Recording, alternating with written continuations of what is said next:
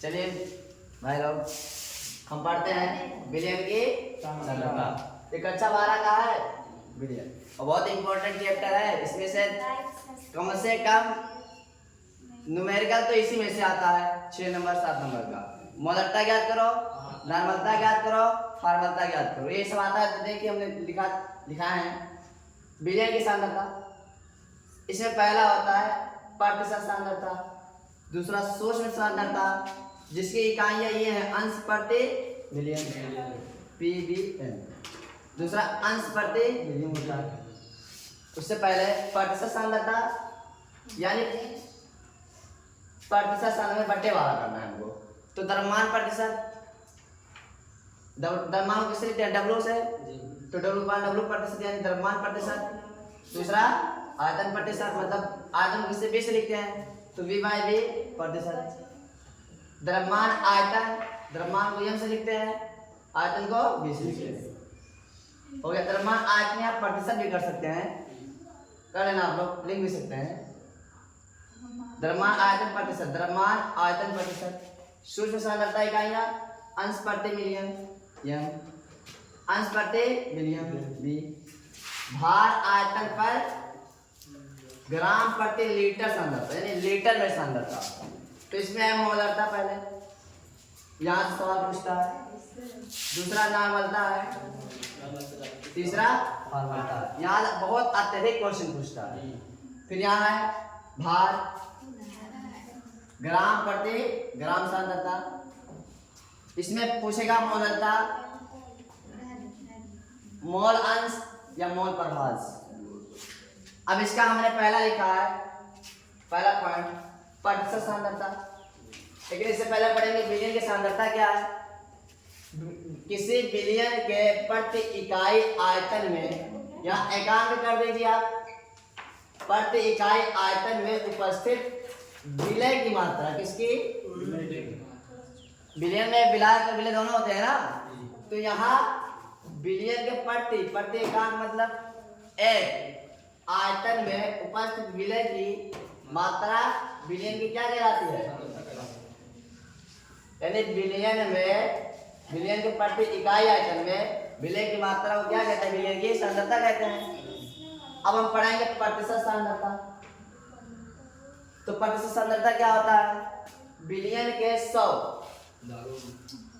ये लिखा है 100 भागों, बिलियन के नहीं विलय के 100 भागों में घुलित विलय की मात्रा प्रतिशत सांद्रता कहलाती है।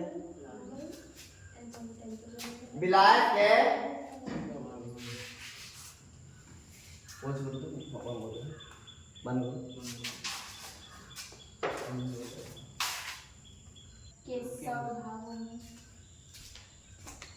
तो प्रतिशत सांद्रता विलय के 100 भागों में घुलित विलय की मात्रा प्रतिशत सांद्रता कहलाती है। विलायक में किसकी मात्रा? विलय की मात्रा को क्या कहेंगे? प्रतिशत सांद्रता।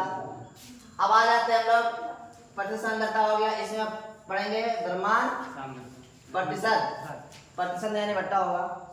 तो द्रव्यमान प्रतिशत किसे कहते हैं? ये इंपॉर्टेंट है ये सब। विलयन के एकांक द्रव्यमान में उपस्थित विलय के द्रव्यमानों को द्रव्यमान प्रतिशत कहते हैं। तो विलयन के एकांक द्रव्यमान, विलयन के कितने द्रव्यमान? एकांक द्रव्यमान किसके? विलयन के एकांक द्रव्यमान में उपस्थित विलय के द्रव्यमानों को, विलयन में किसका द्रव्यमान? विलय के द्रव्यमानों को क्या कहते हैं? द्रव्यमान प्रतिशत कहते हैं। फार्मूला देखिए, अगर उससे नहीं याद हो रहा इसे याद करिए। द्रव्यमान प्रतिशत विलय का द्रव्यमान बटे विलय का द्रव्यमान। ऊपर नीचे द्रव्यमान होगा, बोलना मत। ऊपर नीचे क्या होगा? द्रव्यमान ही रहेगा। बस ये कर देना है कि ऊपर रहेगा विलय का द्रव्यमान, नीचे विलयन का द्रव्यमान, और गुणे क्या कर देना है? 100 कर देना है। देख लीजिए कितना बड़ा ये चैप्टर है।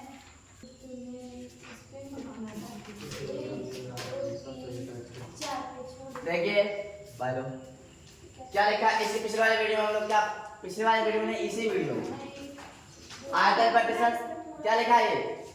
आयतन प्रतिशत यानी प्रतिशत द्रव्यमान में ये सब आते हैं। तो हम लोग क्या पढ़ चुके हैं? द्रव्यमान प्रतिशत। द्रव्यमान में प्रतिशत में क्या होता है? विलय का द्रव्यमान बट्टे विलयन का द्रव्यमान और गुणे 100।